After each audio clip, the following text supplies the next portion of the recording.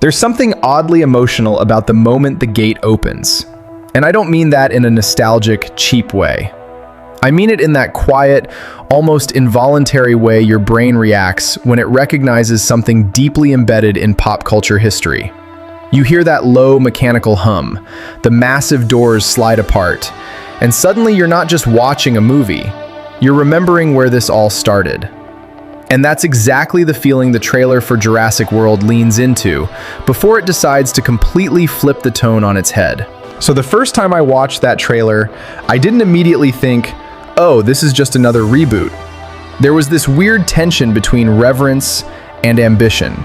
On one hand, you've got the DNA of Jurassic Park, the awe, the scale, that Spielbergian sense of wonder. On the other hand, there's this very modern, almost corporate energy baked into the visuals. The park isn't abandoned anymore. It's not broken. It's working, fully operational, crowded, commercialized. And that alone changes everything. Because the trailer doesn't open with chaos, it opens with control. You see families walking through the park like it's Disneyland, kids staring up at holographic displays, tourists casually sipping drinks while a literal mosasaurus launches out of the water behind them like it's part of a scheduled performance. And the way that moment is cut, it's not framed as terrifying, it's framed as entertainment. That's the first signal that this movie understands the world has changed. Dinosaurs are no longer miracles, they're products. And then you get Chris Pratt showing up on screen. And honestly, his introduction is one of the smartest tonal pivots in the trailer. He's not playing it like a scientist or a corporate guy. There's a grounded, almost casual confidence to him. When he's riding that motorcycle alongside the raptors, that's the shot everyone remembers. But what's interesting is how it's presented. It's not explained, it's just there. And your brain instantly starts asking questions. Wait, are those raptors trained? That single visual tells you more about the film's direction than any line of dialogue could. This isn't about humans being helpless anymore. It's about humans thinking they're in control. And then the trailer introduces Bryce Dallas Howard, and her character feels like the embodiment of that corporate mindset. The park is a business. Attendance numbers matter. Visitor satisfaction matters. There's even that line, delivered in a very matter-of-fact tone, about how people aren't impressed by dinosaurs anymore. Think about that for a second. Creatures that dominated the planet for millions of years have become boring. That's such a bold narrative idea, and the trailer leans into it just enough to make you uncomfortable. Because you start realizing where this is going. If dinosaurs aren't enough, what do? You make something new. And that's where the tone shifts, subtly at first. The music starts to carry a little more weight. The cuts get slightly faster. You hear fragments of dialogue about genetic modification, about bigger, louder, more teeth. It's never fully spelled out in the trailer, but the implication is clear. This isn't nature anymore. This is design. And then you get that glimpse, just a shadow, a hint, of the Indominus Rex. The trailer doesn't rush to show it completely, and that restraint is actually one of its strongest choices. You see parts of it, claws scraping against walls, thermal readings that don't make sense. The idea that it can hide, that it's smarter than expected. That's when the sense of control starts slipping. There's this one moment that always stuck with me, the paddock scene. The way it's framed, the characters standing there looking into what they think is an empty enclosure. And there's this uneasy silence. You can feel it building. It's not loud, it's not chaotic. It's quiet in a way that makes you lean in. And then the realization hits. It's not gone. It's just hiding. That's pure thriller energy, and it feels very intentional. The trailer is slowly pulling you from spectacle into suspense without making a big announcement about it. And the pacing, this is where you can really tell the filmmakers understood how to structure a modern blockbuster preview. It starts wide and open, almost optimistic. Then it narrows. The shots become tighter. The music becomes more urgent. By the time you're halfway through, you're no longer admiring the park. You're anticipating its collapse. And when that collapse begins, it's not presented as a single catastrophic moment. It's fragmented. Helicopters spinning out of control. pteranodons attacking crowds, people running through glass corridors. There's a sense that everything is breaking down at once, and no one can keep up with it. But what I find really interesting is how the trailer balances chaos with character. Because even in those quick flashes, it keeps coming back to Pratt's character, Owen. There's something about the way he moves through those shots. He's not panicking, he's assessing, reacting, trying to understand what he's dealing with. And that gives the audience a kind of anchor. Someone who isn't just overwhelmed by the situation, but actively trying to navigate it. And then there's the Raptors again. That relationship is teased just enough to make you curious, but not enough to fully explain it. Are they allies?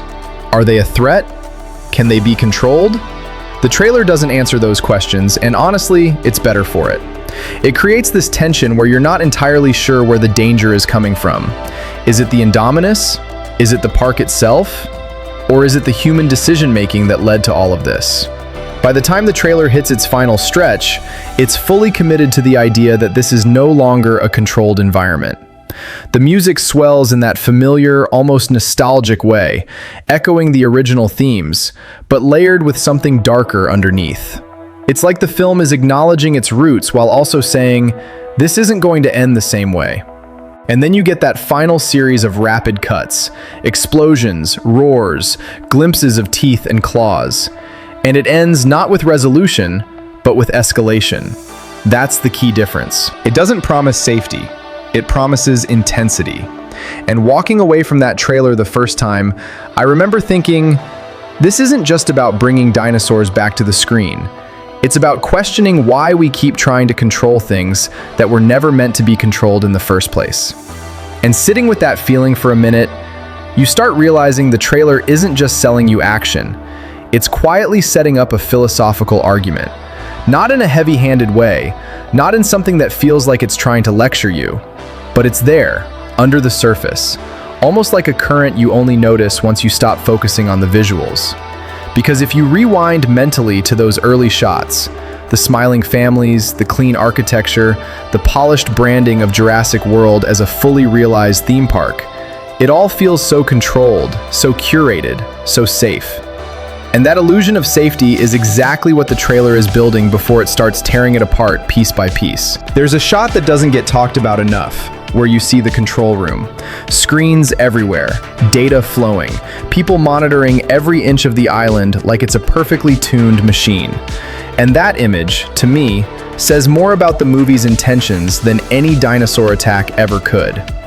It's this belief that if you have enough information, enough technology, enough oversight, you can manage anything. And the trailer quietly asks, really? Because the moment the Indominus becomes the focus, all that confidence starts to feel fragile. There's dialogue hinting that its genetic makeup isn't fully understood, that even the people who created it don't entirely know what it's capable of. And that's where things get interesting, because now you're not dealing with a natural predator. You're dealing with something unpredictable by design. And unpredictability is the one thing systems hate. You can see it in the way the trailer cuts between perspectives. On one side, you've got Owen, ground level, instinct driven, someone who respects the animals even when he's working with them. On the other side, you've got the corporate and scientific side, people who see these creatures as assets, as investments, as attractions that need to outperform expectations. That tension isn't spelled out, but it's absolutely there. And then there's that moment, the one where Owen is trying to explain that the raptors aren't just weapons. You can almost feel the frustration in his body language, even in the brief snippets we get.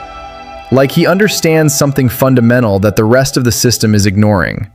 That these aren't machines you can program. They're living, thinking, reacting creatures. And that idea starts to ripple through the rest of the trailer. Because once things go wrong, and you can feel it building even before it fully happens, it's not just about one dinosaur escaping. It's about a system that was never built to handle real unpredictability. The fences, the protocols, the contingency plans, they all assume a certain level of control. And the Indominus doesn't play by those rules. There's a quick shot, blink and you might miss it, of a tracking team moving through the jungle, guns raised, cautious, trying to locate something they can't quite pin down.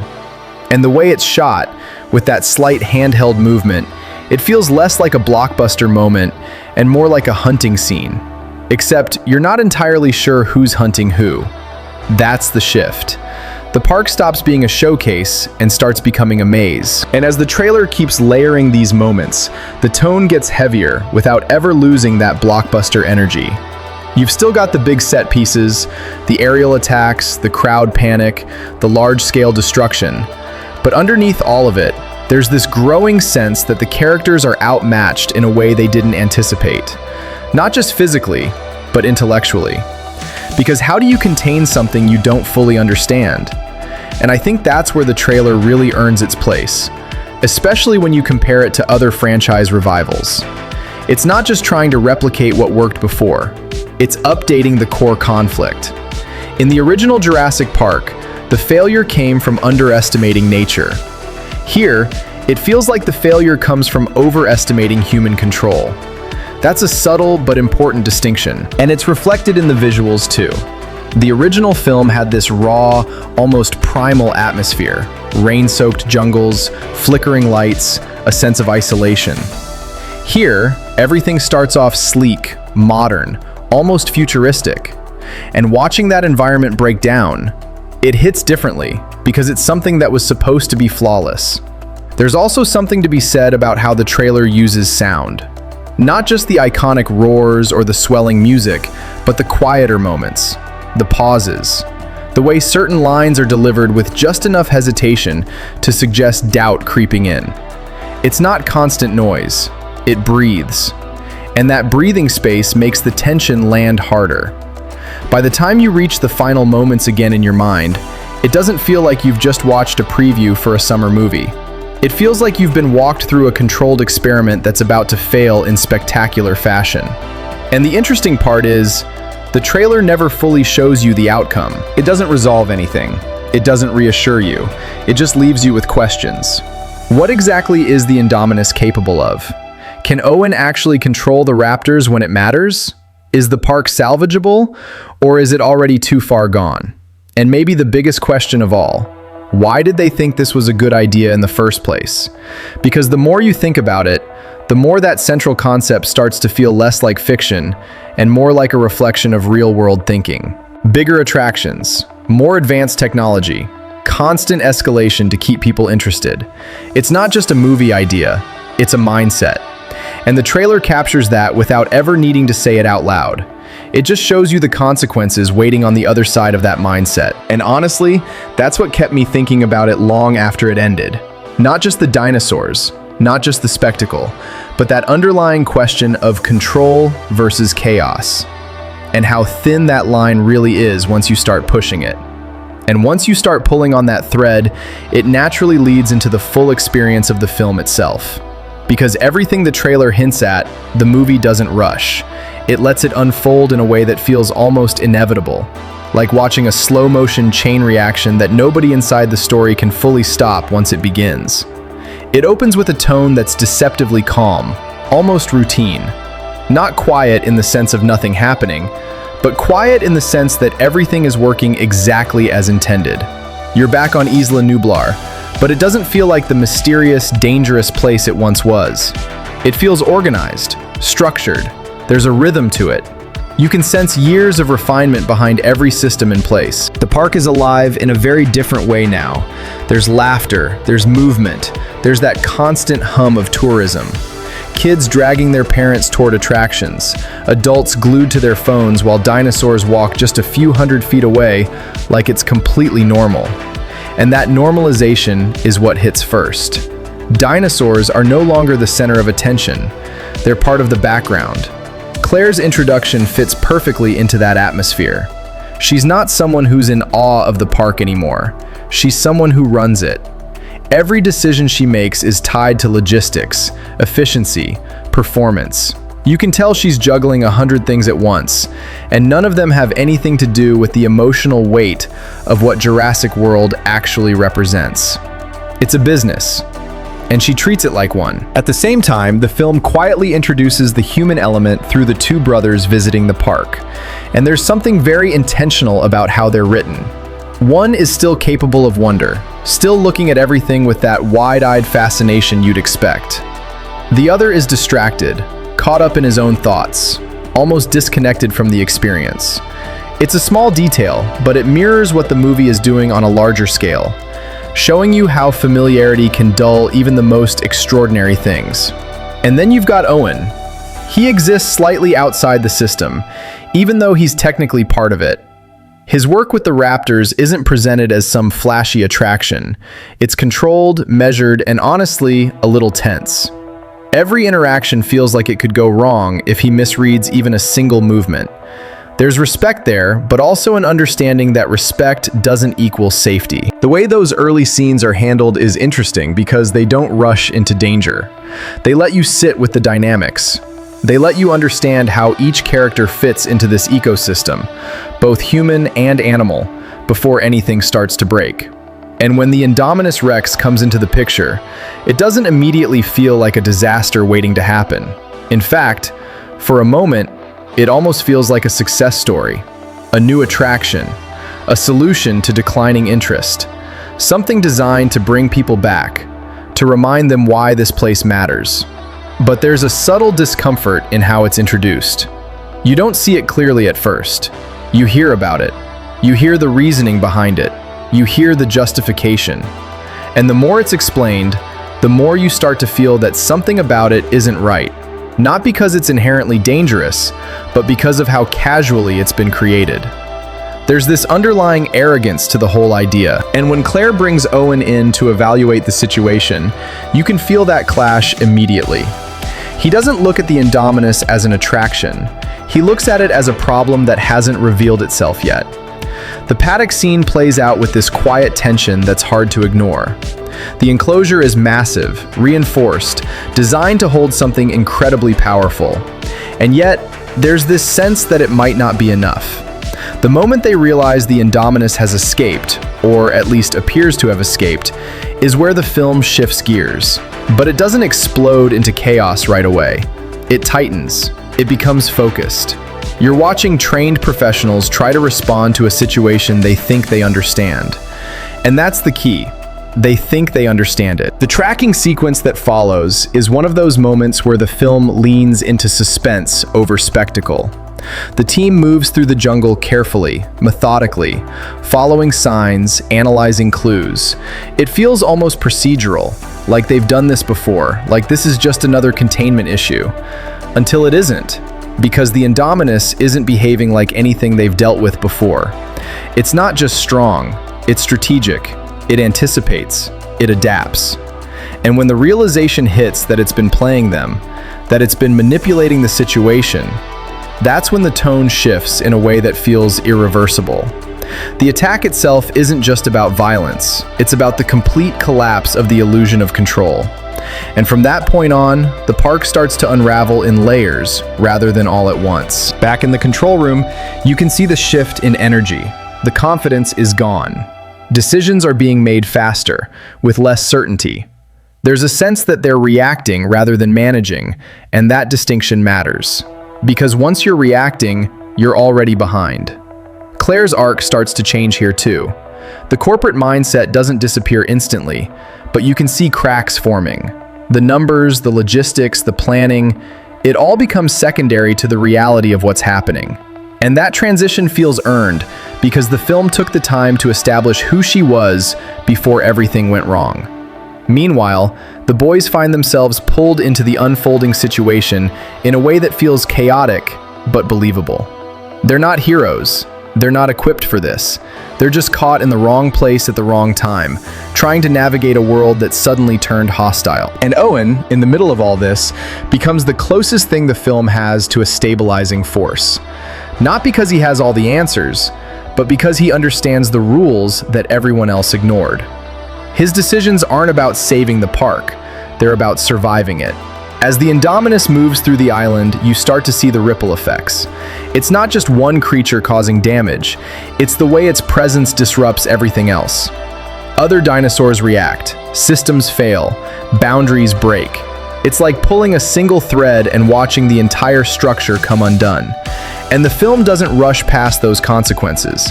It lingers just enough for you to feel the weight of each failure, each missed opportunity to contain the situation before it escalated. By the time the larger attractions start to become dangerous in their own right, when the airspace is no longer safe, when the enclosures aren't secure, you realize that the problem is no longer contained to one area.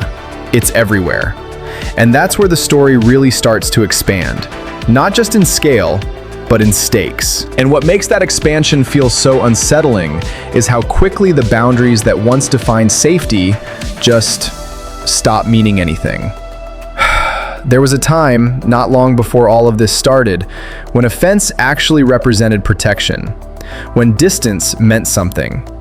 Now you're watching those invisible lines disappear in real time, and nobody inside the situation seems fully prepared for what that actually implies. Because once the Indominus has established dominance, not just physically but psychologically, it changes the behavior of everything around it. The island stops functioning like a series of controlled environments and starts behaving like a single, unstable ecosystem. And the people running it are suddenly forced to confront a version of the park they never planned for. There's a stretch here where the film leans heavily into that feeling of disorientation. Not confusion in a messy sense, but that specific kind of tension where too many things are happening at once, and every decision carries weight you can't fully calculate. Claire is trying to coordinate evacuations. Owen is trying to anticipate the creature's next move. And in between all of that, the park itself is turning against its own design. The boys, meanwhile, are moving through a completely different version of the story. Their journey becomes less about the spectacle and more about survival in its rawest form. There's something almost old school about the way those sequences play out. Long stretches of movement through abandoned attractions, overgrown pathways, remnants of what used to be a carefully curated experience, now left to decay.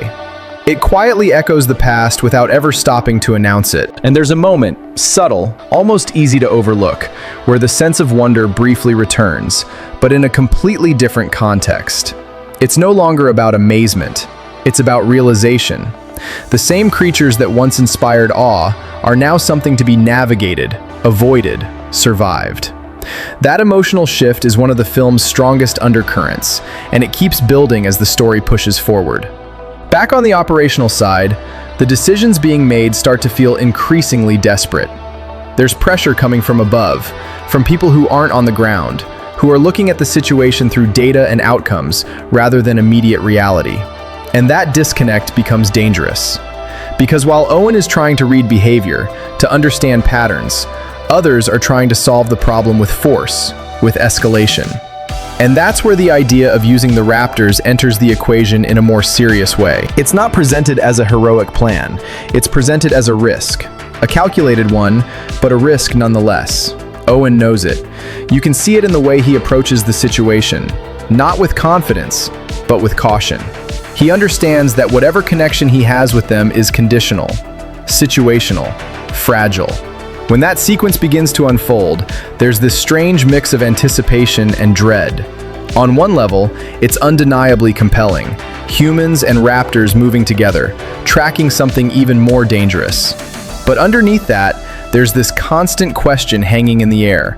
How long can this actually last? And the film doesn't rush to answer that. It lets the tension sit. It lets you watch the dynamics play out. The subtle shifts in behavior, the moments where control feels real, and the moments where it clearly isn't. Because the presence of the Indominus changes the equation in ways no one fully predicted. It's not just another predator, it's something that disrupts the hierarchy itself. And when that disruption reaches its breaking point, it doesn't feel like a twist. It feels like an inevitability that's been building from the moment the idea was introduced. At the same time, Claire's journey continues to evolve in a way that feels grounded in everything she's experienced up to this point. The urgency has stripped away the distance she once had from the park. She's no longer managing it from behind glass. She's in it, moving through it, seeing the consequences up close. And that proximity changes her decisions, her priorities, the way she interacts with everything around her. There's a growing sense that this is no longer about preserving Jurassic World as a concept. It's about getting people out, minimizing damage, accepting that some things can't be fixed once they've crossed a certain line. And yet, even with that realization, the situation keeps escalating. Because the Indominus isn't just reacting, it's adapting. Every attempt to contain it reveals something new, something unexpected. And that constant evolution keeps the characters and the audience off balance. Just when you think you understand the threat, it shifts. The park's infrastructure, which once felt like its greatest strength, starts to become a liability. Systems that were designed for control can't keep up with unpredictability. Communication breaks down, access points become traps instead of escape routes, and the scale of the place, which once made it impressive, now makes it overwhelming. You can feel that weight in the pacing. It doesn't slow down, but it becomes heavier. Each sequence carries more consequence than the last. Each decision feels like it's narrowing the path forward rather than opening it up. And through all of this, there's a quiet realization settling in, not stated outright, but impossible to ignore, that the original mistake wasn't the escape. It wasn't even the creation of the Indominus on its own. It was the belief that something this complex could ever be fully controlled in the first place. And that idea keeps echoing as the story pushes towards something bigger, something more final, where all these threads, human ambition, natural instinct, engineered unpredictability, are inevitably going to collide in a way that nothing in the park's design was ever meant to handle. And by the time all of those threads start tightening at once, you can feel the movie shifting into something more primal, less about systems failing and more about forces colliding. It's no longer just humans trying to fix a mistake. It's multiple layers of dominance, instinct, and survival, all crashing into each other in the same shrinking space. What's fascinating is how the film doesn't frame this escalation as a single, final problem. It feels more like a convergence. The Indominus is still the central threat, but now it's influencing everything around it in a way that creates secondary dangers, unpredictable, scattered, and harder to manage. The island, at this point, isn't just out of control. It's alive in a way that no one can map anymore. And Owen, you can see it in his approach. He stops trying to outthink the situation in a traditional sense. There's a shift in his mindset. He starts thinking in terms of behavior, territory, instinctual response. Not how to stop the Indominus in a controlled environment, but how to confront it within the chaos it has created. That distinction becomes incredibly important, because every earlier attempt to impose structure has failed. Every plan built on control has collapsed. So what's left is something far more unpredictable, meeting the problem on its own terms. At the same time, Claire is operating from a completely different emotional space now. The distance she once had is gone entirely. There's no corporate lens left, no calculated detachment. Her decisions are immediate, reactive, driven by urgency and responsibility in a way that feels earned because of everything she's witnessed. She's not trying to manage the park anymore. She's trying to survive it and help others do the same. The boys' journey intersects with this escalation in a way that grounds the entire sequence. Because while the larger conflict is becoming more intense, their perspective keeps it human. There's fear there, but also resilience, improvised decisions, moments where instinct takes over in the absence of any real plan. And those moments feel raw in a way that contrasts with the earlier, more structured parts of the film. Then there's the raptor dynamic, and this is where the movie really leans into its most unpredictable element. Because up until now, there's been this fragile understanding between Owen and the raptors. Not control, not ownership, but something resembling trust. And watching that relationship exist in the middle of this larger chaos creates a kind of tension you don't usually get in big studio films. You're constantly wondering if that bond is going to hold, or if it's going to snap the moment it's tested beyond its limits. And when it's tested, it's not done in a way that feels sudden or artificial. It feels like the natural outcome of everything the film has been building toward. The presence of the Indominus complicates everything, not just physically, but socially, in terms of how these creatures interact, how they perceive each other, how they respond to dominance. And suddenly, Owen isn't just dealing with one threat. He's navigating a shifting dynamic where alliances, if they ever truly existed, can change in an instant. There's a sequence where everything feels like it's teetering on the edge. Multiple threats in proximity, limited options, no clear path forward. And instead of resolving quickly, the film lets it stretch. It lets you sit in that uncertainty, that sense that any move could trigger something irreversible. And that's when the environment itself starts to matter more than ever. The park's iconic locations, once symbols of innovation and spectacle, become battlegrounds. Open spaces feel exposed, enclosures feel like traps. Every setting carries a different kind of risk, and the characters are constantly adapting to those shifting conditions.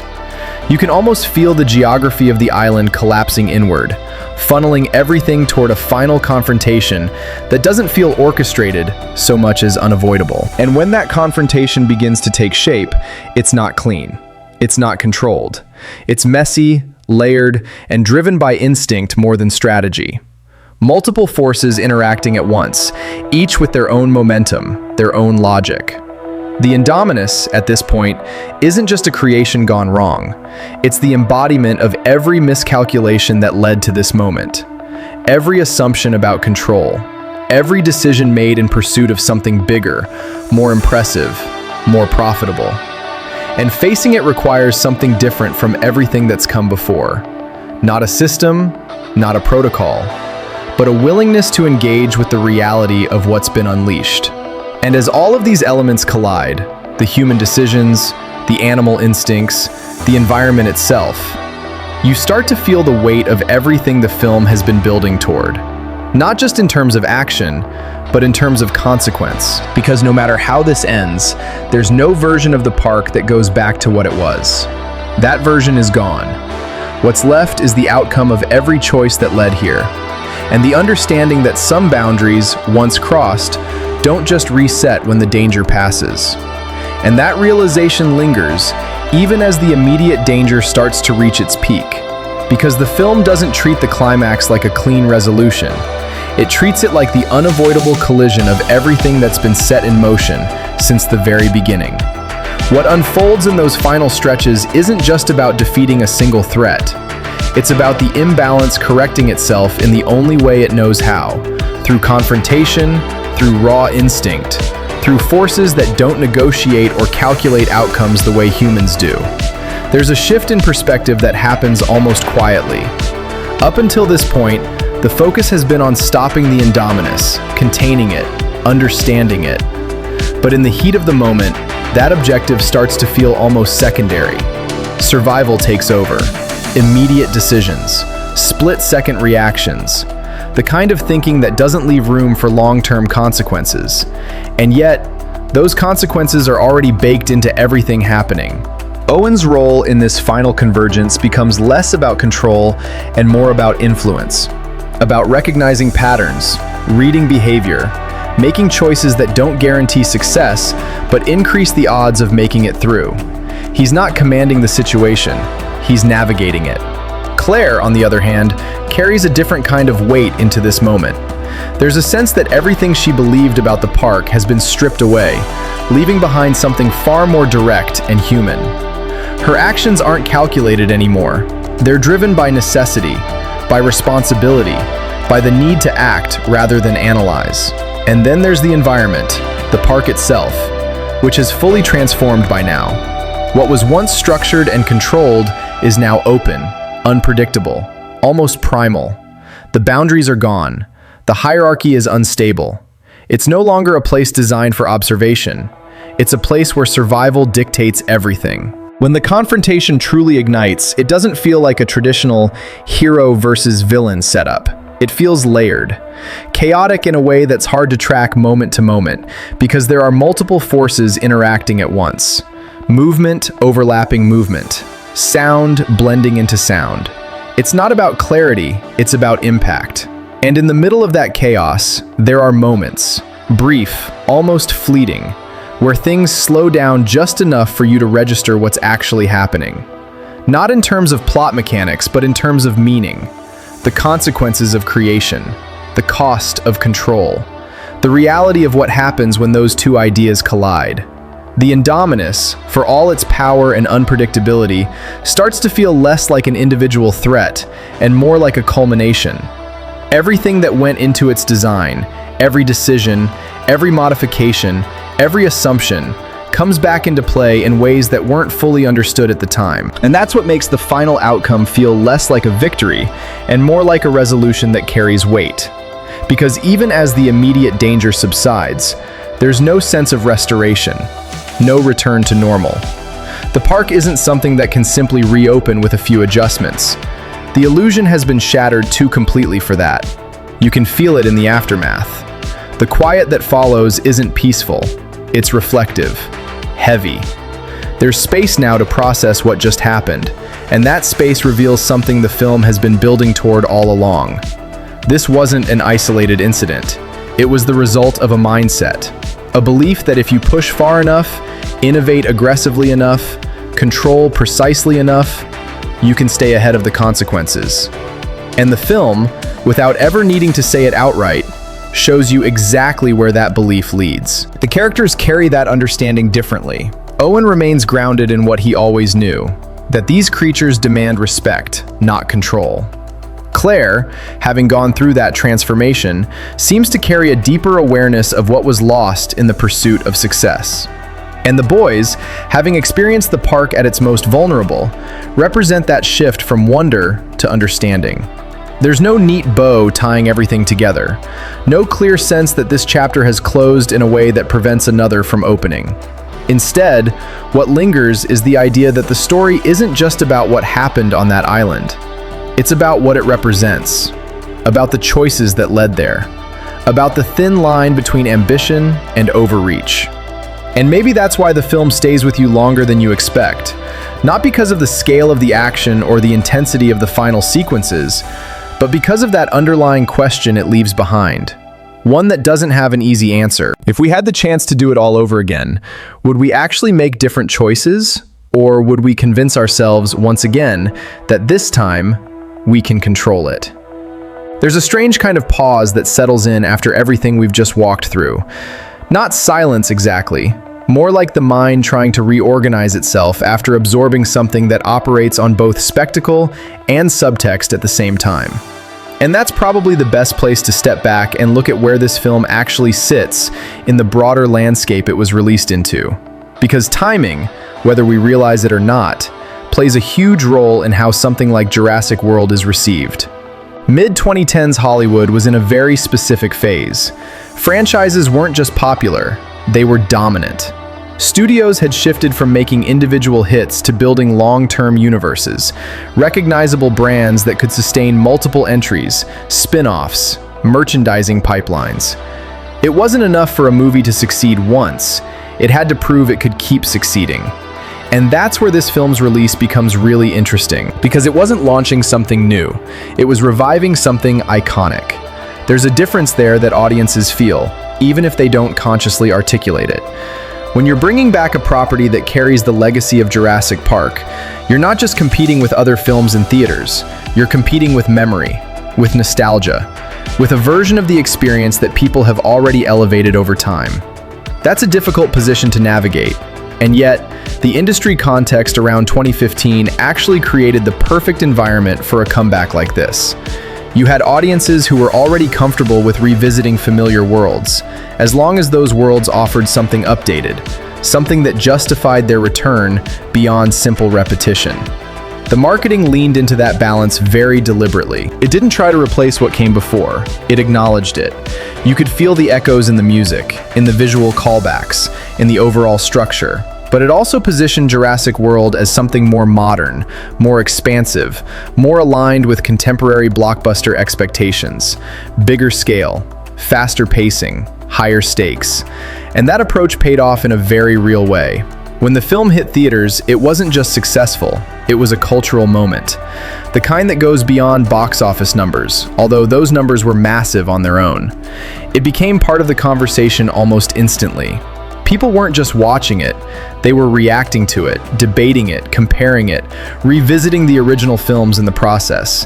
And that ripple effect matters, because it showed that there was still a strong appetite for this kind of storytelling, even decades after the original had set the standard. But it also revealed something else, something about how audiences had changed. The expectations were different now. Viewers wanted spectacle, yes, but they also wanted a sense of progression, a feeling that the story was evolving rather than repeating itself. And Jurassic World walks that line in a way that reflects the era it came out of. It embraces the scale of modern blockbusters, while still trying to hold on to the thematic core that made the original resonate. From an industry perspective, it also reinforced a growing trend. The idea that legacy properties, when handled with a certain level of awareness, could outperform entirely new concepts. That had a direct impact on what studios chose to prioritize in the years that followed. You can trace a line from this film's success to the wave of revivals and reboots that continued to dominate the landscape. Not because it started the trend, but because it validated it at a very high level. And yet, what makes this particular case stand out is how self-aware the film feels about its own existence within that system. It's not just a movie about a theme park trying to stay relevant. It's a movie that mirrors the exact challenge it faced in reality.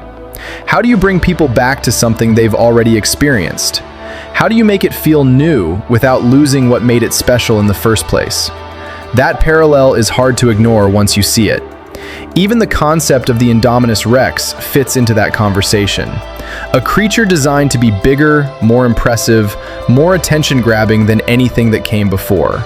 It's a narrative choice, but it's also a reflection of the pressures within the industry itself.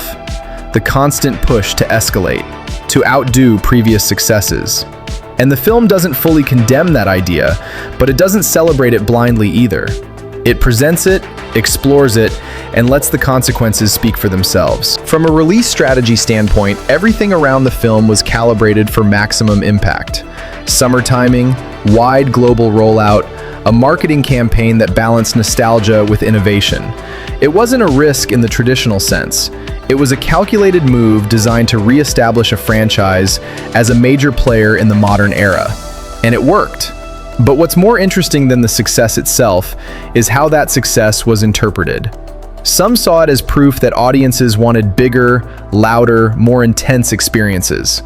Others saw it as a reminder that even the most advanced spectacle needs a strong conceptual foundation to truly connect. Both interpretations have some truth to them. And that duality is part of what makes Jurassic World such a fascinating case study, not just as a film, but as an industry event. Because it didn't just bring dinosaurs back to the big screen. It brought an entire conversation back into focus. About storytelling, about audience expectations, about the balance between innovation and familiarity. And as the dust settled, both on screen and off, you could feel that the impact wasn't limited to a single release window. It was shaping decisions, influencing strategies, and redefining what a revival could look like in a landscape that was constantly evolving. And when you start looking at the people inside the story, the faces carrying all of that weight, all of those ideas, you realize something else the film does quietly but effectively. It builds its characters in a way that reflects the larger themes without turning them into simple symbols. Because on paper, these roles could have easily slipped into archetypes: the rugged animal behaviorist, the corporate executive, the kids caught in the middle. But what's interesting is how the performances add texture to those roles, giving them just enough contradiction to feel like actual people rather than narrative tools. Take Chris Pratt as Owen Grady. What makes his performance work isn't just the physicality, although that's definitely part of it. It's the restraint. He doesn't play Owen as someone trying to dominate his environment. If anything, there's a constant sense that he's adapting to it, reading it, respecting it even when he's forced to push against it. And that shows up in small ways. How he moves around the raptors, how he speaks to them, how he reacts when things don't go as expected. There's a lived-in quality to it. You get the sense that Owen has spent enough time around these animals to understand that control is temporary at best. That awareness shapes every decision he makes, and it gives the character a kind of quiet credibility that grounds even the more intense sequences. Then there's Bryce Dallas Howard as Claire Dearing. Her arc is one of the more interesting transformations in the film, but it works because it doesn't happen all at once. Early on, she's defined by efficiency. Everything is structured, organized, measured. You can almost see the mental checklist running behind her eyes as she moves through the park, managing operations, solving problems, keeping everything on track. And then, as the situation unravels, that structure starts to break down, not in a dramatic, over-the-top way, but gradually. The decisions become more immediate. The distance she once had from the consequences disappears. And Howard plays that shift with a kind of controlled urgency that never feels forced. It's not about becoming a completely different person. It's about stripping away the layers that were keeping her disconnected from the reality of what Jurassic World actually is. The two brothers, Gray and Zach, bring a different kind of energy into the film. They're not there to drive the plot in a traditional sense. They're there to experience it. And through that experience, the audience gets a more grounded perspective on everything that's happening.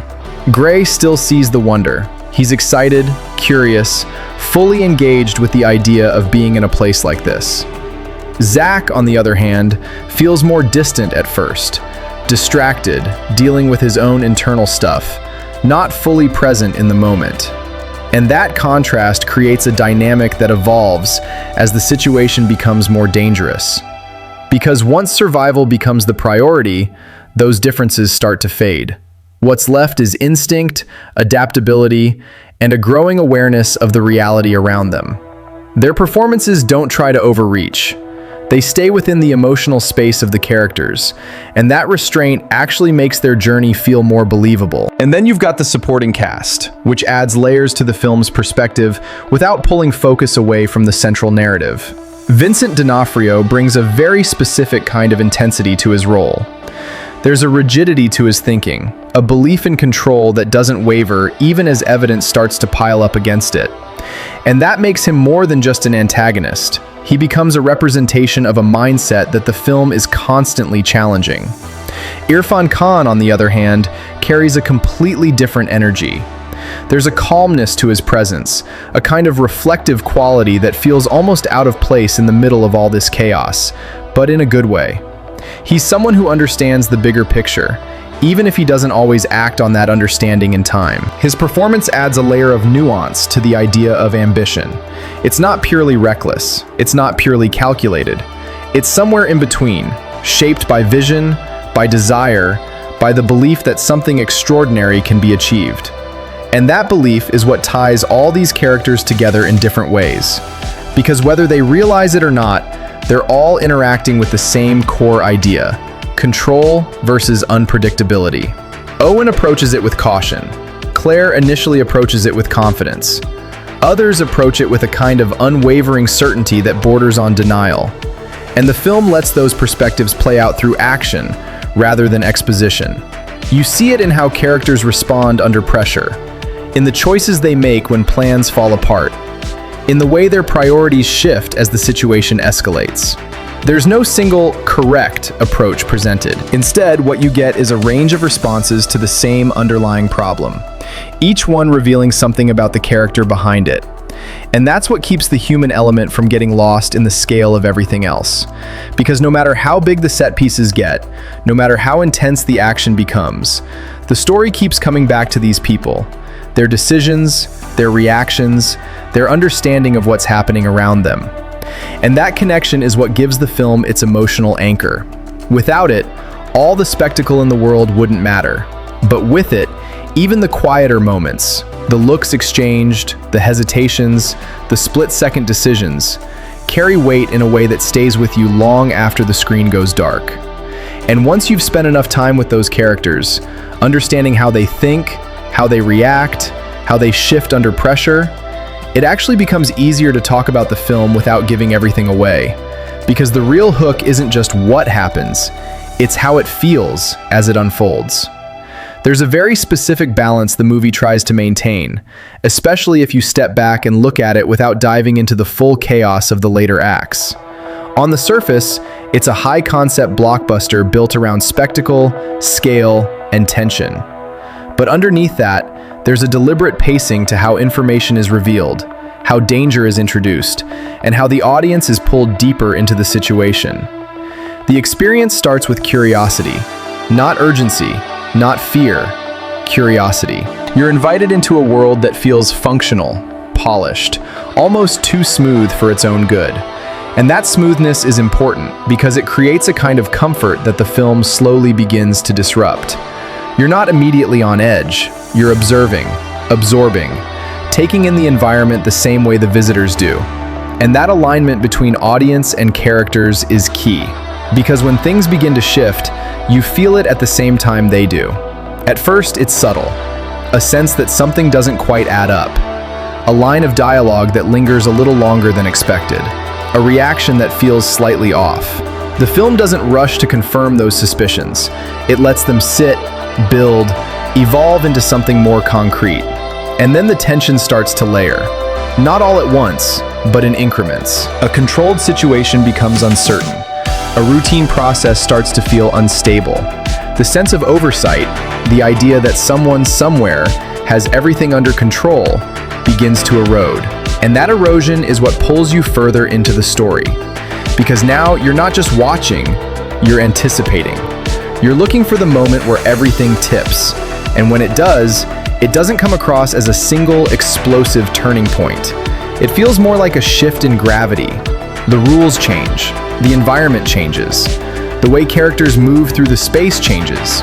Suddenly, what once felt open and inviting starts to feel unpredictable. And that unpredictability is where the film really finds its rhythm, because instead of relying purely on scale, it plays with perspective. Sometimes you're seeing events from a wide, almost detached view, understanding the bigger picture. Other times, you're pulled right into the middle of it, experiencing the immediacy of what's happening without the benefit of context. That push and pull keeps the experience dynamic. It never lets you settle into a single viewpoint for too long. And even when the film leans into its larger set pieces, there's still an effort to keep the focus on how those moments impact the characters rather than just how they look. The reactions, the decisions, the split-second choices, that's where the tension lives. Because spectacle on its own is temporary, but the feeling of uncertainty, that lingers. There's also an interesting relationship between pace and silence throughout the film. It's not constant intensity. There are moments where things slow down just enough for you to process what's happening, to catch your breath, to realize the implications of what you've just seen. And those moments matter. They give the story weight. They allow the tension to reset in a way that makes the next escalation feel more impactful. If everything were loud all the time, it would lose its edge. But by allowing space, by letting certain scenes breathe, the film creates contrast. And that contrast is what makes the high-intensity sequences hit harder when they arrive. Another thing that stands out, especially when you're watching it without spoilers in mind, is how the film manages expectations. You think you know where certain moments are going, and sometimes you're right. But other times, the film shifts just enough to keep you off balance. Not in a way that feels manipulative, but in a way that reflects the unpredictability built into the story itself. It doesn't rely on constant surprises, it relies on uncertainty. And that's a more sustainable form of tension. Because it doesn't depend on shock, it depends on engagement. You're not just reacting to what's happening, you're actively thinking about it, trying to anticipate it, adjusting your understanding as new information comes in. And that engagement carries through to the final act, even if you don't know exactly how things are going to resolve. You feel the trajectory, you understand the stakes, you recognize that whatever happens, it's going to be shaped by everything that came before it. There's a sense of momentum that builds naturally, without needing to constantly remind you that things are escalating. You just feel it. And by the time the film reaches its most intense moments, you're fully invested. Not just in the outcome, but in the journey that got you there. Which, in a way, is what makes the whole experience work, even for someone who already knows the premise, who's already familiar with the world. Because it's not just about revisiting something familiar. It's about experiencing it in a way that feels immediate, layered, and just unpredictable enough to keep you leaning forward the entire time. And as all of that tension weaves together, there's another layer that the film handles in a surprisingly thoughtful way: the moral undertones. On the surface, Jurassic World can feel like a pure thrill ride. Giant creatures, high stakes, fast pacing. But if you dig just a little deeper, there's a running commentary about human ambition and hubris that never quite lets you forget what's happening. The Indominus Rex isn't just a monster for spectacle's sake. It's a physical manifestation of unchecked corporate ambition and the dangers of trying to control nature without fully understanding it. The way it's designed, combining traits from multiple species, engineered to be bigger and smarter than anything that came before, it mirrors the mindset of the park's creators, who are constantly pushing for more extreme thrills to satisfy the consumer appetite. That tension between nature and human intervention is threaded through almost every scene, whether you notice it consciously or not. Owen's connection with the raptors adds another dimension to this.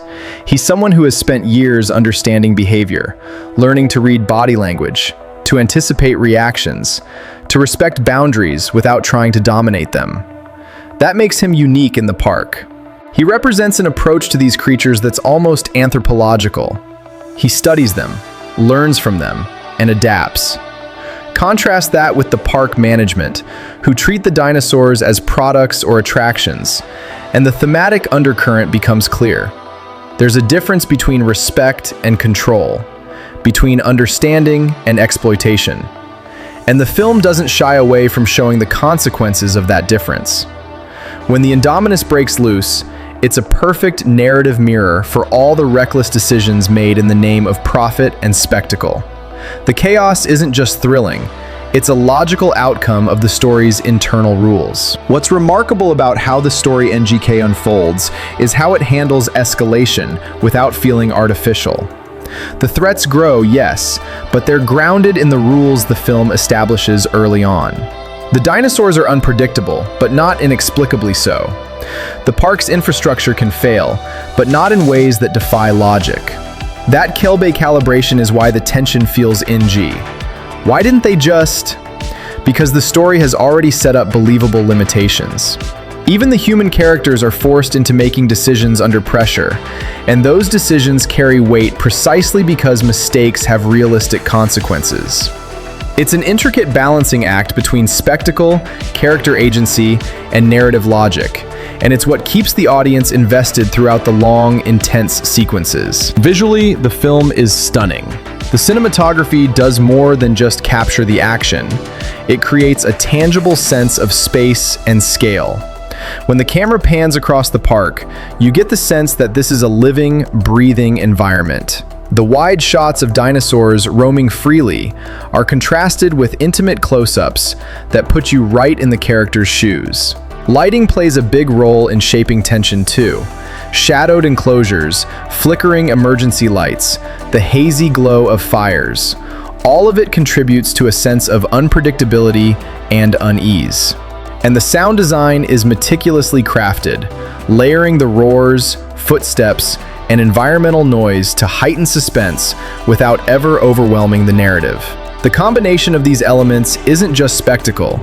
It's a tool for storytelling that enhances emotional engagement. The script itself deserves a nod for how it juggles multiple threads. There's the central narrative of survival and containment, of course, but also the human relationships, the familial bonds, the trust between Owen and the raptors, the ethical dilemmas faced by Claire, that add texture. The dialogue is generally functional, but punctuated with moments of wit, reflection, and humanity that give the characters depth. Even when the action ramps up, there's a sense that the script is aware of pacing and emotional beats, letting moments of levity or introspection punctuate the tension, rather than letting the intensity become monotonous. And speaking of pacing, the film does something interesting in how it sequences action and exposition. It doesn't front-load all the thrills. Instead, it builds them gradually. Early scenes establish character, environment, and stakes. Midway, tension begins to ratchet up as the Indominus shows its capabilities. And by the third act, the narrative is a near constant rhythm of escape, pursuit, and strategic maneuvering. But even in the most intense moments, there's a rhythm that allows the audience to process what's happening. It's not just chaos for chaos's sake. The filmmakers understand that suspense comes from both anticipation and consequence, the unknown and the potential cost of failure. One of the more interesting aspects is how the film manages audience empathy. You're never entirely aligned with any one character for long, and yet you understand the perspective of each. Owen's competence and calm under pressure make him a natural anchor. Claire's transformation from corporate executive to proactive participant keeps her relatable. The boys' reactions give us a lens of wonder, fear, and curiosity. By distributing the audience's focus across multiple points of view, the film sustains tension and engagement because we're constantly reassessing who's safe, who's in danger, and how the unfolding events will impact each character. That approach makes the stakes feel broad and personal at the same time. There's also a fascinating interplay between fear and fascination throughout the story. Dinosaurs are awe-inspiring in their design and scale, but they're also dangerous, unpredictable, and sometimes terrifying. The filmmakers leverage that duality masterfully, creating moments that are visually thrilling but emotionally resonant. You feel the danger, but you also feel the wonder. It's a delicate balance that echoes the original Jurassic Park ethos, while adapting it to a contemporary blockbuster sensibility. The result is a film that can elicit both exhilaration and reflection in a single sequence, which is no small feat given the size and scope of the production. And finally, the ending carries a weight that isn't just about resolution, it's about implication. The immediate danger may be resolved, but the consequences linger.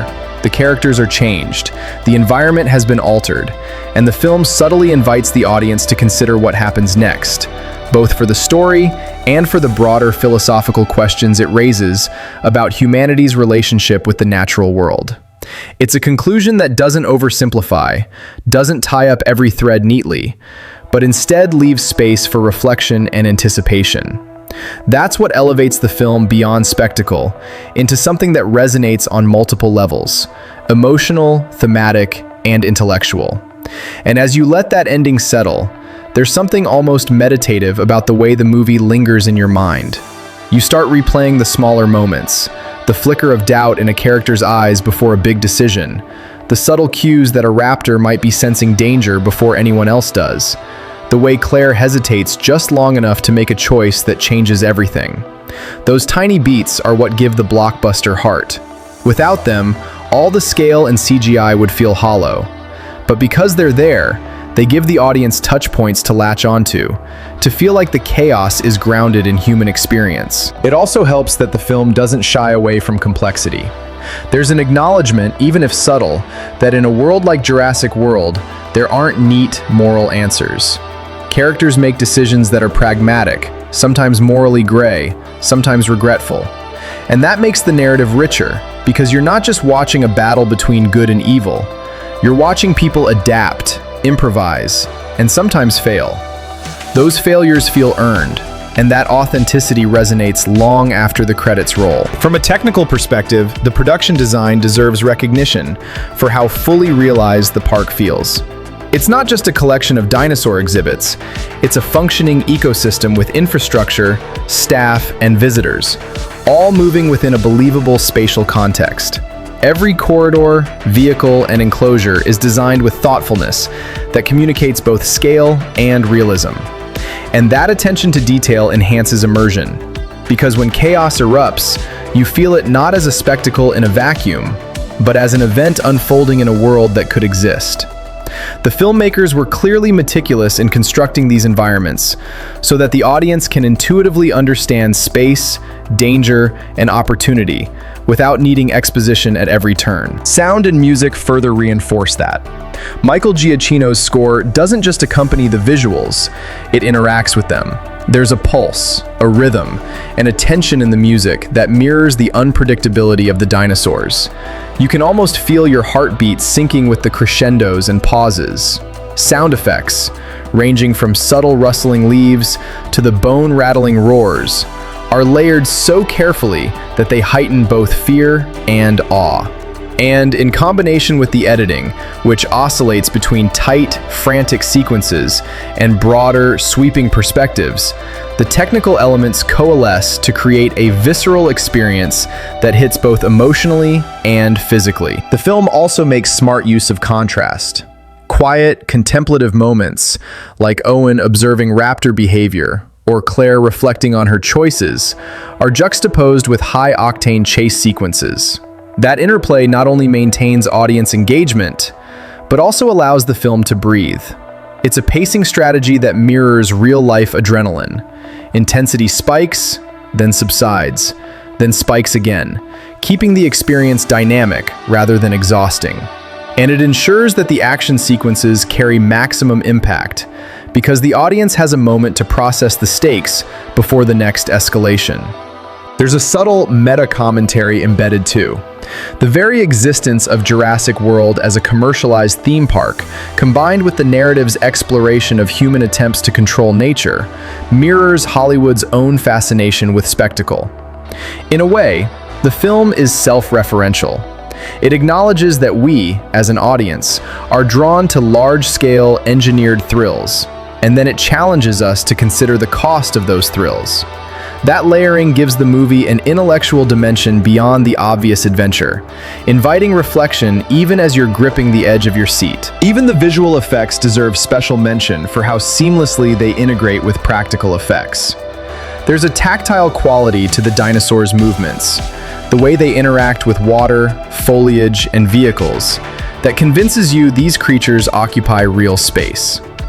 The blending of CGI with animatronics and motion capture creates a tangible presence, which is crucial because the story relies so heavily on the believability of the creatures. When the Indominus Rex breaks through barriers or the velociraptors chase through tight corridors, it feels grounded, and that grounding amplifies suspense and emotional investment. And while the movie is clearly structured to deliver blockbuster excitement, there's also room for subtle humor and humanity. It's not laugh-out-loud comedy, but little moments, like a character's understated reaction to a dinosaur's unexpected behavior or the kid's candid fear, provide relief and deepen relatability. Those moments prevent the film from feeling relentless in its intensity, making the stakes feel more real because they're punctuated by recognizable human reactions. By the time the climactic sequences unfold, everything comes together. Character arcs, thematic undercurrents, technical mastery, pacing, and emotional investment. The peril feels immediate because the audience has been immersed, step by step, in a world where rules exist and consequences matter. The chaos isn't arbitrary, it's a natural extension of the story and character choices. And that careful orchestration ensures that the payoff is not just spectacle for spectacle's sake, but a culmination of tension, emotion, and narrative logic. Even the smallest details, like the way a character hesitates before entering an enclosure, or how a dinosaur's gaze shifts, matter in building anticipation. The audience has been trained to read these cues, and the payoff becomes more than just visual thrills. It's an emotional response that the filmmakers have meticulously engineered. That's what separates a truly immersive blockbuster from one that merely dazzles. Here, the investment feels earned, and the lingering impact resonates because the film respects the audience's intelligence and emotional capacity. The beauty of this structure is that it supports multiple layers of engagement. You can watch it as a straightforward adventure, a tense thriller, or even as a meditation on human ambition and ecological responsibility. Each viewing can emphasize different elements, and the richness of the world and characters ensures that repeated viewings continue to reveal new nuances. And that, in essence, is the hallmark of a thoughtfully crafted blockbuster. It entertains, thrills, and provokes reflection, all without ever sacrificing the immediacy of the story unfolding on screen. And as the tension and spectacle reach their apex, the emotional resonance of the film becomes increasingly apparent. It's not just about the chase sequences or the dinosaur attacks, it's about the stakes on a human level. When Claire and Owen confront danger, you feel the weight of responsibility that they carry, not as archetypes, but as people who have invested time, knowledge, and emotion into their surroundings. Their connection to both the park and the creatures within it lends gravity to the proceedings. The audience isn't just observing a disaster, they're embedded in it, feeling each misstep and triumph as though it has real consequence. The film also excels at weaving in layers of suspense that function on multiple levels simultaneously. You have the immediate danger, the creature in the room, the chase across the park. But overlaying that is the institutional tension, the corporate decisions, the cutthroat ambition of park management, the ethical dilemmas about genetic engineering. These dual layers create a richer, more complex tension than a standard monster movie formula. The audience is invested not only in survival, but in the moral calculus behind the unfolding chaos. And it's this sophistication that allows the film to resonate beyond the simple thrills, giving viewers a narrative that is intellectually engaging as well as viscerally exciting. Another element worth noting is the film's handling of suspense versus revelation. Timing is everything, and the movie demonstrates a keen sense of rhythm in how information is distributed. Early on, subtle hints foreshadow the Indominus Rex's capabilities, strange behavior, unexpected intelligence, but these are never telegraphed overtly. By withholding just enough, the filmmakers create an anticipatory tension that compounds as events unfold. When the creature finally asserts itself, it feels inevitable, yet shocking, a testament to careful pacing and storytelling discipline. This is especially effective because it allows the audience to participate in a kind of puzzle solving, anticipating threats, understanding limitations, and feeling satisfaction when deductions are confirmed or overturned. On a technical level, the integration of practical effects with CGI remains a standout achievement. The tactile quality of animatronic dinosaurs in combination with digital enhancements allows for interactions that feel authentic and physically grounded. When characters manipulate the environment, climbing, opening doors, maneuvering vehicles, the effects are seamless, maintaining suspension of disbelief. This synergy between old-school craftsmanship and modern technology ensures that the film's spectacle never feels purely synthetic. Instead, it retains a physicality and immediacy that makes the threat of the creatures tangible. The audience can sense weight, momentum, and scale, which amplifies tension in a way that purely digital effects often struggle to achieve. The filmmakers also make deliberate choices GGK perspective that heighten immersion. Certain sequences put the audience directly in the line of sight of the dinosaurs, creating a first-person immediacy, while others pull back to provide a broader, almost cinematic overview that emphasizes scale and consequence. This oscillation between intimate and panoramic viewpoints sustains engagement and ensures that the action feels both personal and epic. It's a sophisticated technique that shows careful attention GGK storytelling, ensuring that viewers are never just passive observers.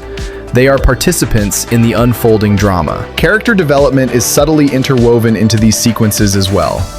Owen's bond with the raptors, Claire's evolution from corporate detachment to hands-on problem solving, and even the children's arc from wonder to fear to resilience, all receive sufficient attention to feel credible. These arcs don't slow down the pace, rather, they enhance it by providing emotional stakes that complement the physical danger.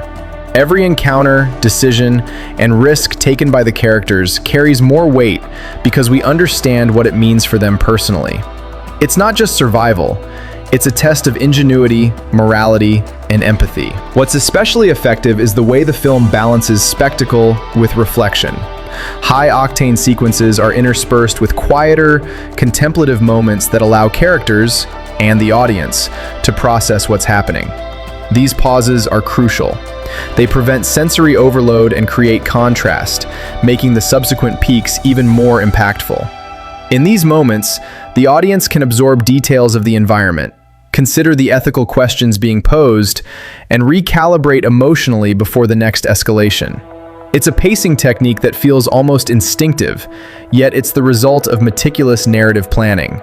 The narrative also benefits from careful attention to consequence.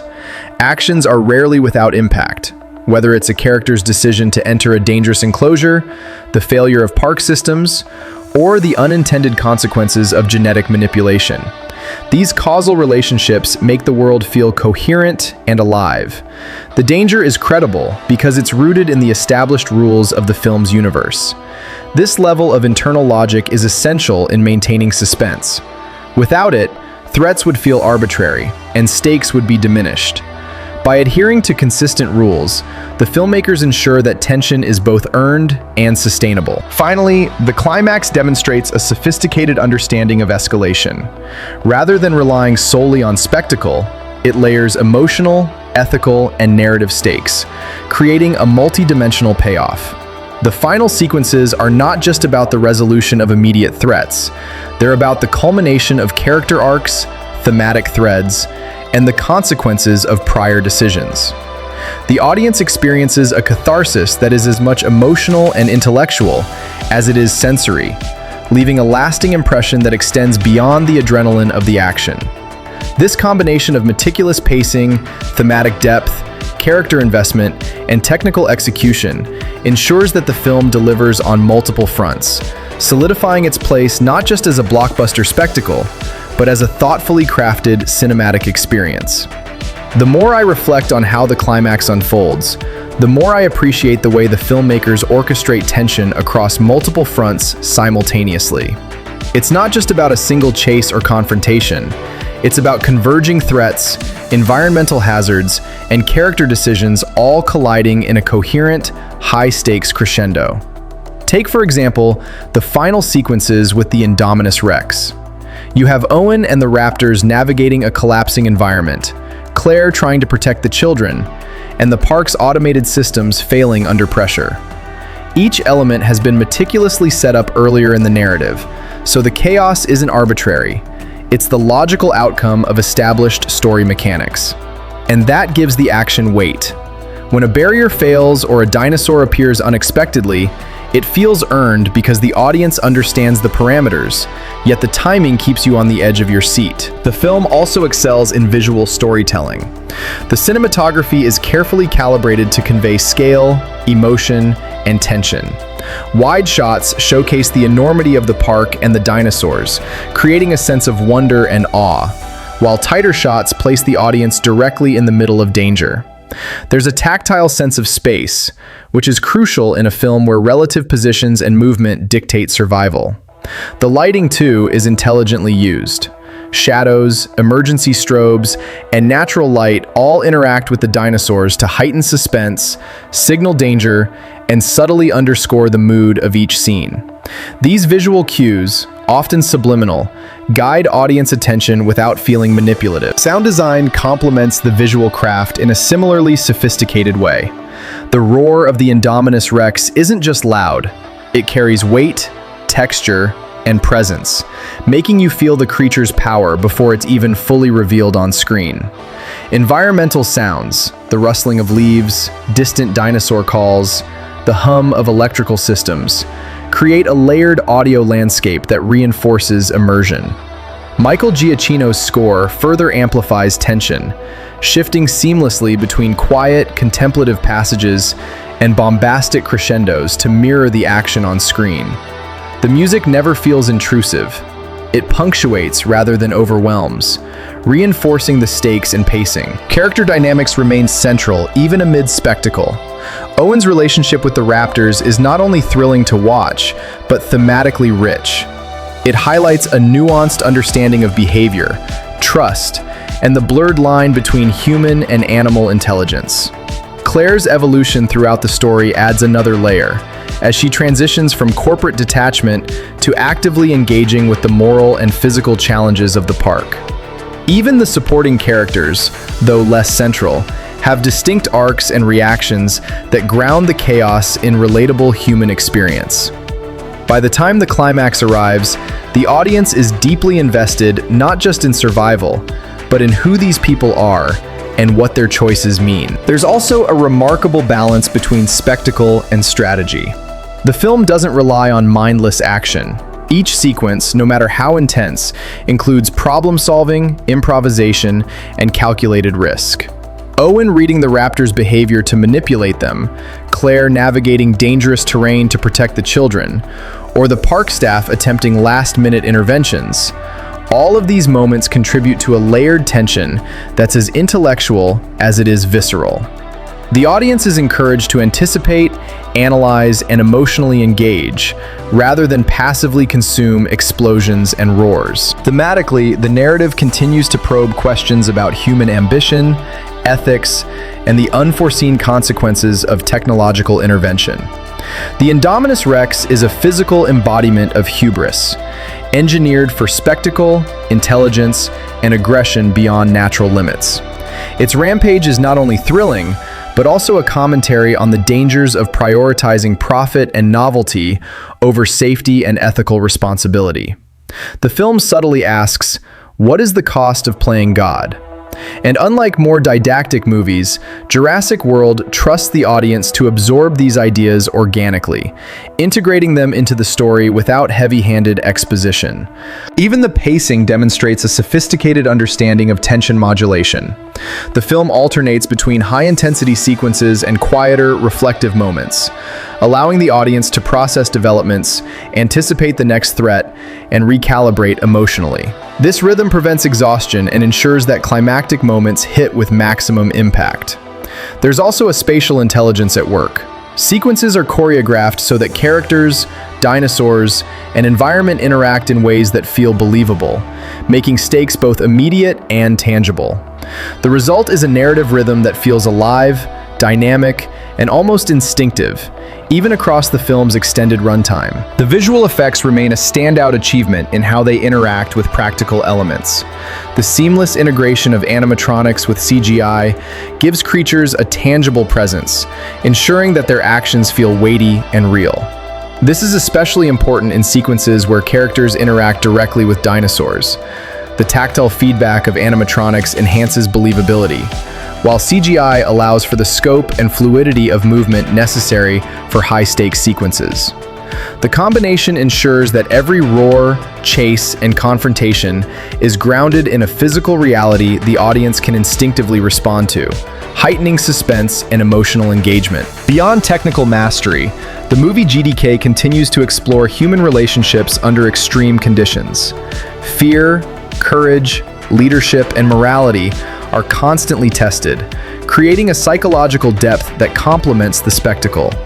Characters are forced into decisions that reveal both strengths and vulnerabilities, and these personal stakes are amplified by the surrounding chaos. The interplay between internal conflict and external danger is a constant, subtle undercurrent that enriches the viewing experience, ensuring that the audience's emotional investment extends beyond mere adrenaline. Finally, the resolution is carefully constructed to balance closure and lingering tension. While immediate threats are addressed, the narrative leaves enough ambiguity to preserve the sense of an ongoing world, one where human ambition and natural unpredictability continue to coexist, often uneasily. This ensures that the story resonates beyond the final scene, encouraging reflection on ethical, emotional, and thematic levels.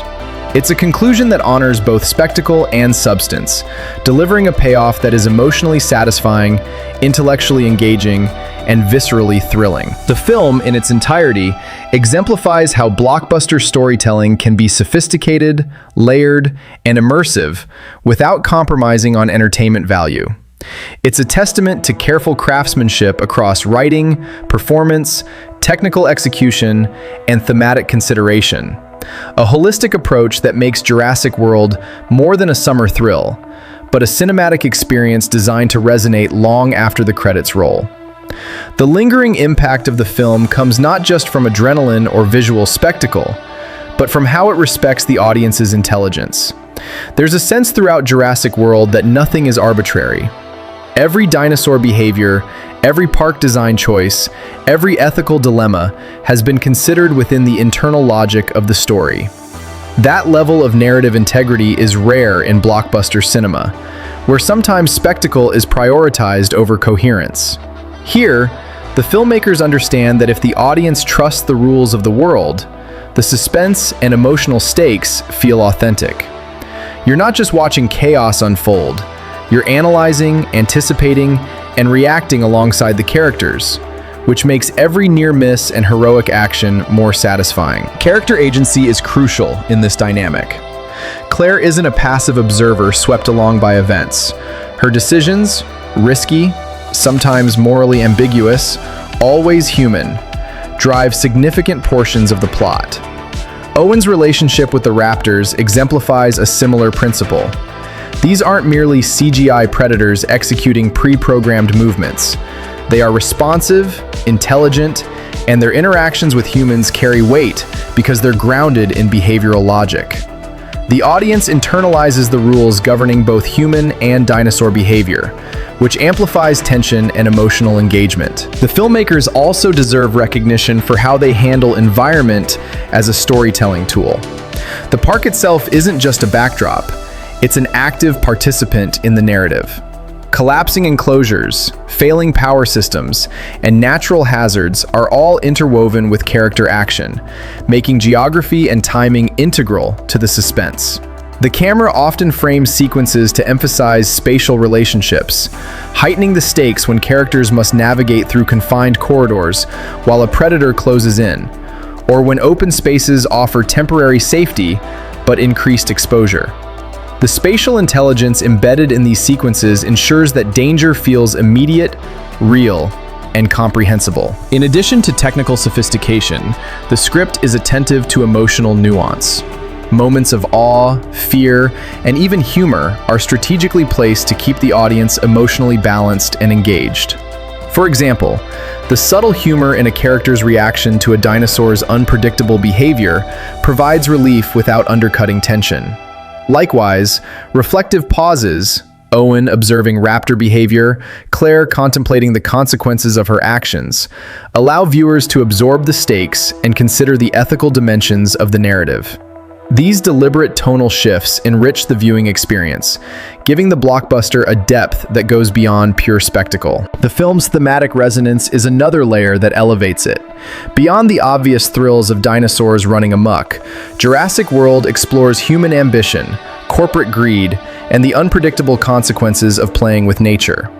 The Indominus Rex serves as a metaphor for the hubris of attempting to control life itself, a cautionary figure whose intelligence and aggression underscore the risks of unchecked technological manipulation. These thematic threads aren't preached, they're embedded in the story, revealed through action, consequence, and character decision-making, which allows the audience to engage with them organically. Suspense is further enhanced through pacing and timing. Action sequences are interspersed with quieter, tension-building moments, creating a rhythm that mirrors real-world adrenaline, peaks and troughs that keep the audience both alert and invested. The strategic use of first-person perspectives and wide shots heightens both intimacy and scale, allowing viewers to feel personal involvement while appreciating the grandeur of the park. This oscillation between micro and macro perspectives sustains engagement and makes every escalation feel earned. The combination of practical and digital effects remains a benchmark for contemporary cinema. Animatronics provide a tactile, believable presence, while CGI allows for dynamic movement, scale, and interaction that would be impossible with practical effects alone. The result is a seamless fusion that maintains realism while delivering spectacle. When characters interact with dinosaurs, whether through touch, proximity, or direct confrontation, the physicality is convincing, amplifying both suspense and emotional resonance. Even minor characters contribute meaningfully to the narrative fabric. Their reactions to danger, ethical dilemmas, and survival strategies provide additional viewpoints, reinforcing the film's sense of realism. The children's arc, in particular, emphasizes vulnerability, courage, and adaptability, reminding the audience of the stakes beyond adult decision-making. This layered characterization ensures that the chaos feels populated with authentic human responses rather than archetypal placeholders. The climactic sequences tie together narrative, technical, and emotional threads seamlessly. The Indominus Rex's final confrontation, environmental hazards, and character-driven resolutions converge in a way that feels both inevitable and surprising. The audience experiences relief, exhilaration, and contemplation simultaneously, reflecting the filmmaker's skill in balancing spectacle with narrative coherence. It's a payoff that respects the audience's investment and validates the story's internal logic. Even after the climax, subtle details reward attentive viewers. Lingering camera shots of damaged infrastructure, quiet reactions of secondary characters, and unresolved environmental consequences hint at a larger world beyond the immediate story.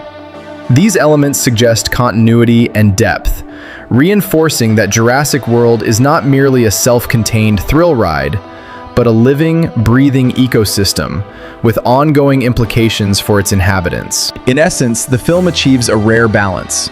It's thrilling, emotionally resonant, intellectually engaging, and technically accomplished. Each component, writing, performance, direction, effects, pacing, and sound, works in harmony to produce an immersive, high-stakes experience that is as much about human ingenuity, decision-making, and morality as it is about dinosaurs and action.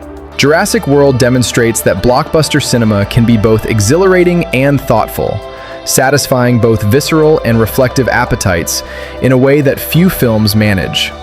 The more you dissect Jurassic World, the clearer it becomes that its success is built on layers of intentional design, both in terms of narrative and audience experience. One of the subtler achievements lies in how it uses expectation and subversion. From the opening sequences, viewers are conditioned to anticipate familiar beats, the familiar franchise cues, the awe-inspiring dinosaur reveals, the looming threat of predation. But the film plays with these expectations. Moments that seem predictable are twisted, like a sudden appearance of the Indominus Rex in a space you thought was safe, or a chase sequence that shifts terrain unexpectedly, forcing both characters and audience to recalibrate. This constant interplay between expectation and surprise sustains engagement over the film's extended runtime, preventing narrative fatigue. There's also a psychological layering that's worth exploring. The filmmakers recognize that fear isn't just about what you see, it's about what you anticipate. Sound cues, environmental hints, and character reactions prime the audience to expect danger, which makes the eventual reveals more impactful. You feel tension building as the Indominus or Velociraptors approach, even when they're off-screen. This manipulation of anticipation is classic suspense building, but it's executed with modern precision, leveraging cinematic tools that Spielberg himself pioneered in the original Jurassic Park. The film doesn't just deliver thrills, it orchestrates them, allowing the audience to experience fear, relief, and awe, almost physiologically. In terms of narrative architecture, the film is remarkably disciplined. Plot threads, corporate greed, ethical quandaries, character arcs, and dinosaur behavior are introduced early and interwoven, culminating in sequences that resolve or escalate these elements in satisfying ways. There's rarely a moment that feels extraneous. Even seemingly minor details, like a security camera feed or a DNA sample, gain significance later, reinforcing a sense of coherence. This narrative discipline makes the chaos of the park feel deliberate, maintaining suspension of disbelief and ensuring that every encounter, escape, or moral choice resonates. The characters' arcs, though intertwined with spectacle, are treated with care. Owen is more than a dinosaur whisperer. He's a figure negotiating boundaries between human and animal intelligence, demonstrating patience, observation, and ethical consideration. Claire's transformation is equally nuanced. Her journey from corporate oversight to active ethical engagement reflects a broader theme about responsibility and the human impact on engineered environments. Even peripheral characters are given agency that matters, whether they influence survival, ethical choices, or the consequences of park operations. This careful attention to character agency ensures that viewers remain emotionally invested, even amidst large-scale action sequences. From a thematic perspective, the film continues to probe ideas about control, ambition, and the unpredictability of nature. The Indominus Rex embodies these concerns. Designed to impress and dominate, it represents the dangers inherent in human overreach. The chaos that ensues isn't purely for spectacle. It's a narrative demonstration of hubris and unforeseen consequence. The tension between scientific curiosity, corporate ambition, and ethical responsibility runs through the film, elevating it above mere monster cinema. The story implicitly asks the audience to reflect on the consequences of human innovation when it exceeds moral and practical boundaries. Technically, Jurassic World sets a benchmark for blending practical and digital effects. Animatronics provide tangible, interactive creatures that characters can respond to, while CGI allows for expanded scale and movement beyond practical constraints. This combination creates a sense of realism that grounds even the most extraordinary moments. The film's use of spatial awareness, how characters, dinosaurs, and environment interact, amplifies both suspense and immersion. When a dinosaur is chasing characters through complex terrain, the audience intuitively understands the spatial challenges, increasing tension and investment. The environmental design of the park is another aspect that deserves recognition. Each enclosure, pathway, and attraction is thoughtfully designed to support both narrative and spectacle. Collapsing structures, precarious terrain, and the interplay of natural and artificial hazards contribute meaningfully to suspense. The environment isn't just a stage, it's a co-conspirator in building tension, dictating character decisions and the flow of action. Combined with clever camera work and dynamic lighting, these elements create sequences that are both visually stunning and narratively coherent. Sound design and score remain central to audience immersion. Michael Giacchino's musical choices accentuate suspense, using crescendos and pauses to mirror narrative beats. Ambient sounds, distant roars, shifting foliage, mechanical failures, layer the auditory experience, making each sequence feel lived in and credible. The interplay of music and diegetic sound manipulates attention and emotion, guiding the audience's focus without overtly dictating reactions. It's a subtle craft that, when combined with visual and narrative design, produces an immersive cinematic rhythm. Finally, the film's resolution and aftermath are handled with restraint and intelligence. The immediate threats are neutralized, but the consequences of prior actions, corporate mismanagement, genetic engineering, and environmental disruption, linger in the narrative background. This allows the story to feel expansive, as though the world exists beyond the confines of a single film. The ending respects both spectacle and substance, providing catharsis while inviting reflection on the broader themes explored throughout. It demonstrates an understanding of audience expectations, closure on immediate danger, acknowledgement of character growth, and thematic resonance that remains after the adrenaline fades. Overall, Jurassic World succeeds on multiple fronts. As a thrilling spectacle, a thoughtful exploration of human ambition and ethical responsibility, and a technically accomplished piece of filmmaking. Every aspect, from writing and performance to visual effects, sound, and thematic integration, contributes to a cohesive experience. It's a film that entertains viscerally, while also engaging intellectually and emotionally, reminding audiences that blockbuster cinema can be both thrilling and meaningful. It's an achievement that honors its franchise legacy, while staking its own claim as a sophisticated, modern action-adventure film.